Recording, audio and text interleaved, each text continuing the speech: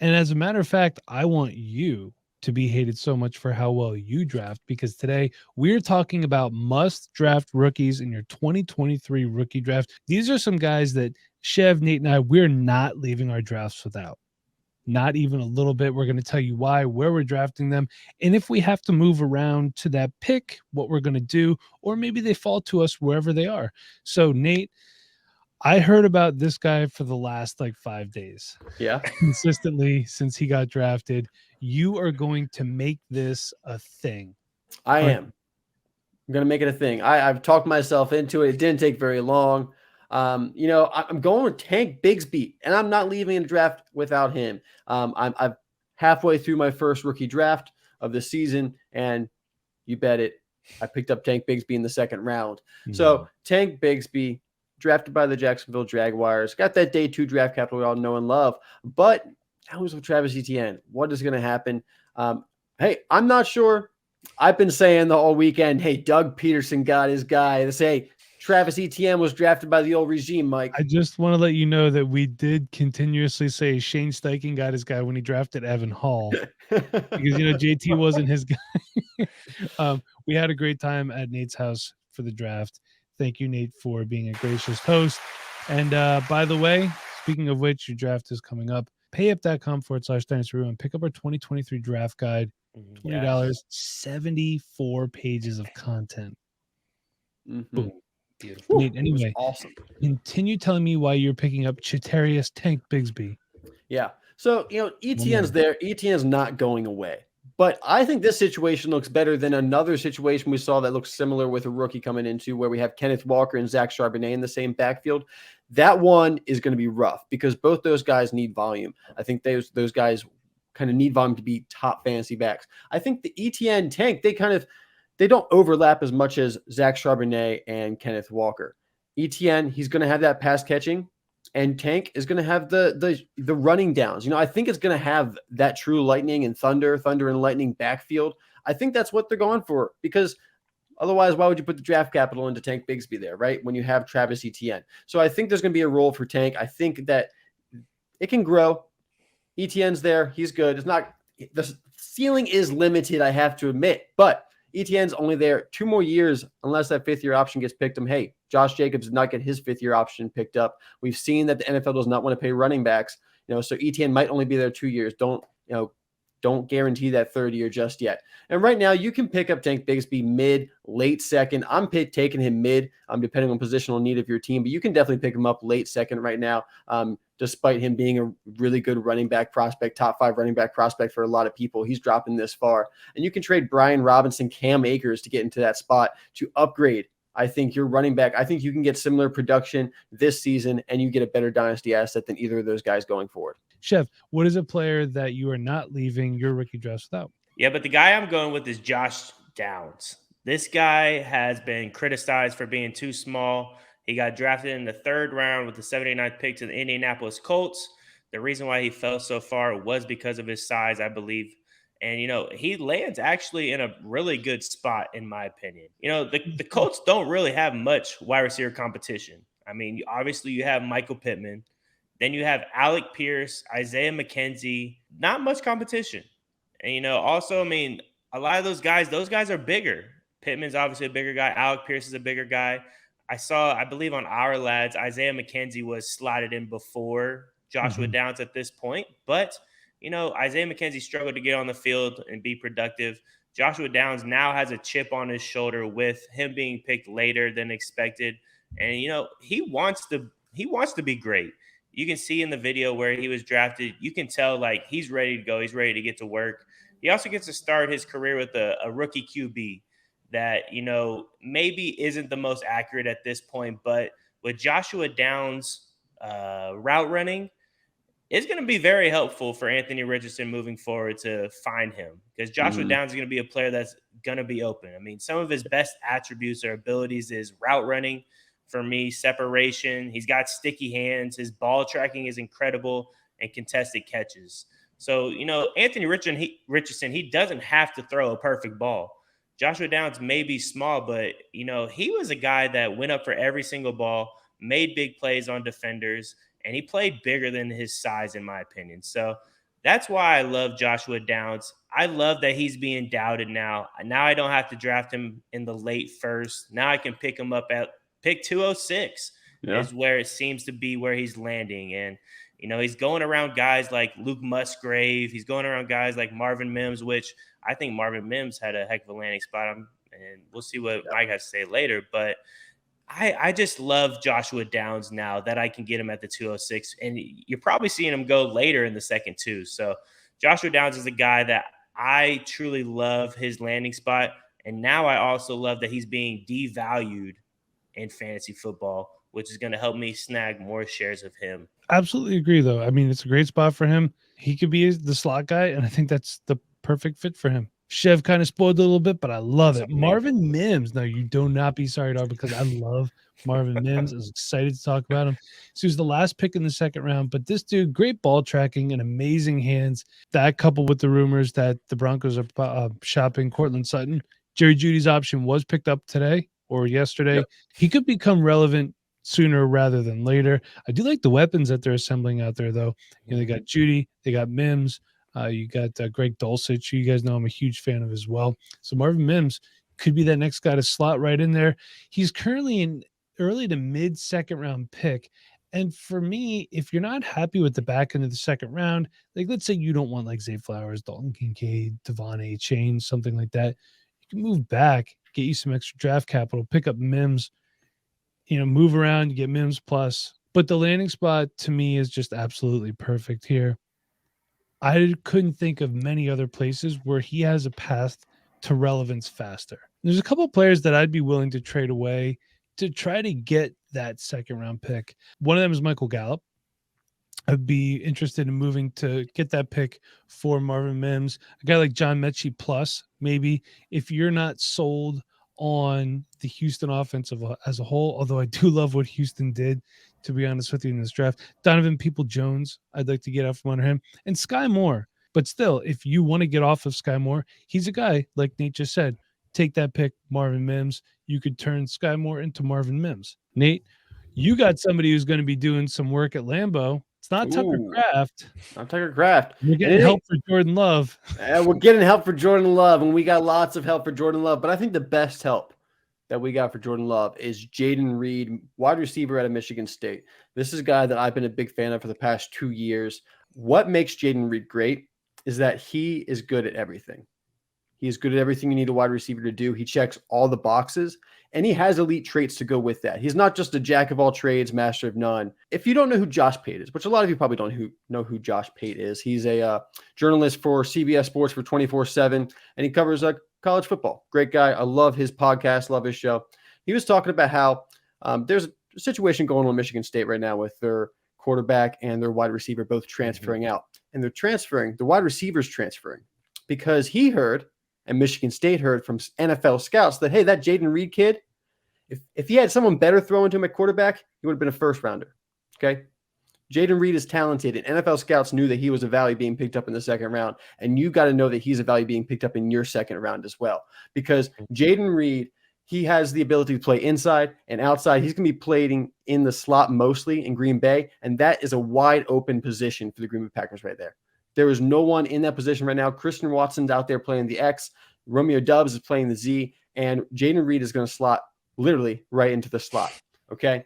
And we know that slot receivers get high volume of targets. And high volume of targets equal fantasy points. And I think a young quarterback kind of getting into his groove with this run game and this passing game and Jordan Love, he's going to be looking at that slot. He's going to be looking at Jayden Reed, who can make plays near the line of scrimmage, near the first down marker, create yards after the catch. He wins contested catch situations. And Watson, I love Watson. I think he's going to have a lot of great play still. And he's still going to be a great fantasy asset. But I think that Jayden Reed is going to be the number one wide receiver on that team by the end of the season. And he'll be getting more consistent volume week in and week out because of the position that he plays. Christian Watson's going to have more touchdowns. He's going to have those big games. He's going to have higher highs than Jayden Reed. But Jayden Reed is projected to be a very consistent target. He's going to be a great flex play for you, I think, very, very quickly. And he's a guy I'm very excited to pick up at the late second. It just makes too much sense. This is a position that he slots in. There's literally no one there in front of him. Randall Cobb used to be there, right? There's no one there. So Jayden Reed is there. He creates great separation. He's been used down the field. He's also been used closer to the line of scrimmage. That's how he played at Michigan State in 2022. You can see the difference there. In 2021, 17.4 yards per catch. In 2022, 11.6. So he's played both roles. He played really well this year at Michigan State. So I love this fit. I love the second round draft capital to really validate his talent and everything that we're hearing. Green Bay is excited about him. People around the league are excited about him, and they have been for a while now. So he comps for me to Christian Kirk, but I do think, this is going to be crazy, but I think that his 99th percentile ceiling, Jaden Reed could be a Stephon Diggs-like wide receiver. I do believe that much in Jaden Reed with his ability to get open, create yards after the catch, win contested catch situations, great route running. And you can pick him up at the end of the second, early third. In some drafts, I'm seeing him drop into the third. You can take guys like Chase Claypool, Tyler Boyd, Donovan Peoples-Jones, and Sky Moore and go upgrade your wide receiver position a ton going forward. Packers went offense all across the board. They did. They're really investing in Jordan Love, and then they also go ahead and instead of picking up his fifth-year option, extend him for an extra year to give him that money up front and make that capital a little bit easier for them. They are invested in Jordan Love for 2 years. We know that they've put talent around him. I think the winner of this draft is also Jordan Love, and people need to remember that. I'm willing to spend a late first for Jordan Love if I need a quarterback, no problem at all. You get 2 years of starting, and you get a good offense, a lot of offensive pieces around him. They're going to be investing. Remember, Aaron Jones and A.J. Dillon are there, so he's a strong run game to work off of as well. At worst, you end up with Mac Jones. But I just said that, and you're like, that's not going to happen because come on, Jordan Love. Okay, but let's just be completely transparent here. I think Jordan Love has better receivers than Mac Jones does. Exactly. So 100%. Fantasy production wise, over the next 2 years, I don't know why you should expect the top 16 quarterback, which is going to be a good quarterback 3 for you. A top 20 quarterback maybe at worst, I would say. I think he can hit those numbers. Chev, love where your heart is at with this next pick, by the way. Tugging at my heartstring. Tell me who you have to have in your drafts. And the greatest thing about this guy is you can get him in the 5th round. He's not going to be a guy that you have to spend a lot of big draft capital on. It's going to be Charlie Jones. He went to the Cincinnati Bengals. He's from Purdue. He went in round 4, and he was the 131st pick. I think he lands in one of the better landing spots. Tyler Boyd is a guy that is in his last year of his contract.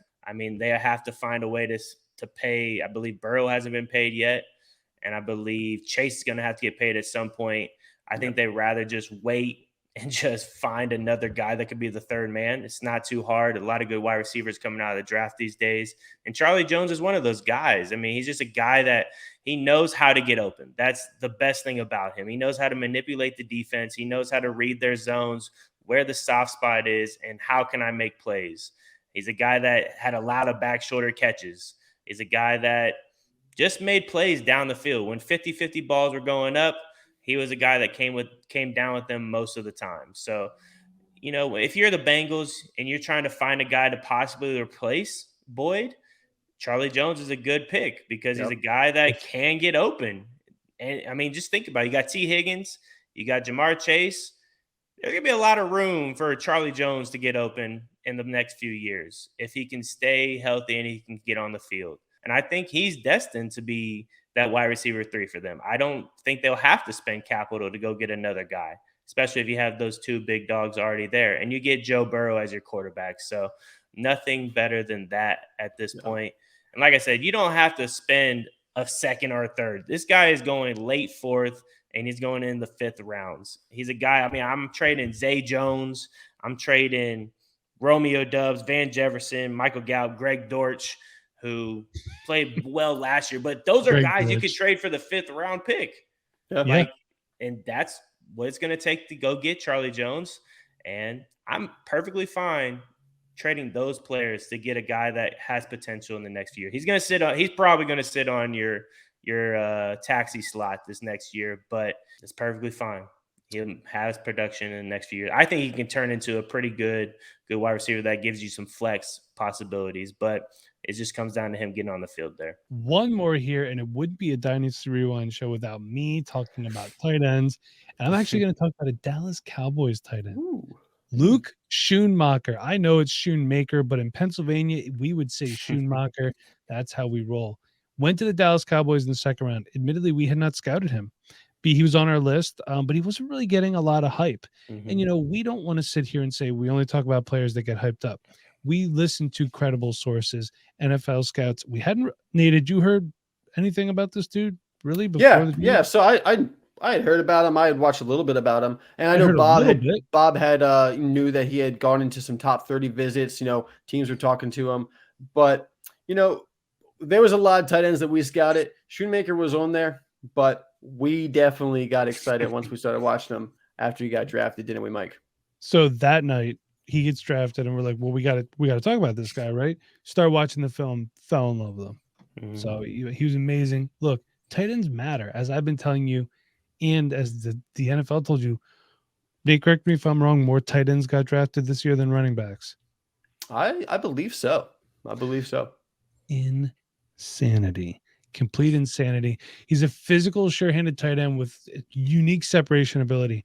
I'm watching this dude just be wide open in the middle of the field. Like the linebacker's like, I'm not even going to try. I don't understand. Now, obviously, that's not going to be the case in the NFL, but still, with his frame, his physicality, his ability to separate, I think he's the starting tight end right off the rip. He has to beat out Jake Ferguson, who we liked. He's fine. Peyton Hendershot, if I remember correctly, was a UDFA last year. He showed some flashes, but when Dalton Schultz was injured, the Dallas Cowboys were lacking a big play tight end. That offense is a lot better when their tight end is productive. This guy can be better than Dalton Schultz. By the way, Dalton Schultz, kind of a sneaky buy low in Houston right now. CJ Stroud needs pass catchers. That wide receiver room is not that great. Why not Dalton Schultz? If you guys could get Dalton Schultz for like a mid to late third round pick right now, would you do it? If you can, it's beautiful. Yeah. Maybe if you can. I mean, I haven't checked, but I have him in a couple spots, so I'm content with that. Go get Dalton Schultz too. So he's currently going in the mid to late fourth round. I was talking to my man Nick Burnett. He was in a couple leagues. It was the 6th round of his rookie pick. It had IDP. He's getting Luke Schumacher in the 6th round. And I understand that IDP drives guys back a little bit, but guys, this is a starting tight end in the NFL. Right? So he's going in the mid to late 4th round. So if you don't like anything in the back in the 3rd, trade back, grab Luke Schumacher. But for me, like, I'm actually happy anywhere in the 4th round. I'm probably not going to take him any earlier than like the 310, maybe a tad earlier if it's a tight end premium. But then they're going to take the big guys like Sam Laporta's off the board, Luke Musgrave's off the board, Dalton Kincaid went way early. And then I've noticed like with tight end premium stuff, there's that gap. But people seem to forget about this guy. Brenton Strange also oddly got 2nd round draft capital somehow. But definitely get Luke Schumacher. I anywhere in the 4th round. If you have a 5th round, I wouldn't wait till the 5th to draft him. The 5th, you can get like Will Mallory there. To be honest with you, who I loved his landing spot too. Going to Indy, they needed a guy. But anywhere in the 4th round, I wouldn't wait longer than the 4th, 6th personally, because then you might lose.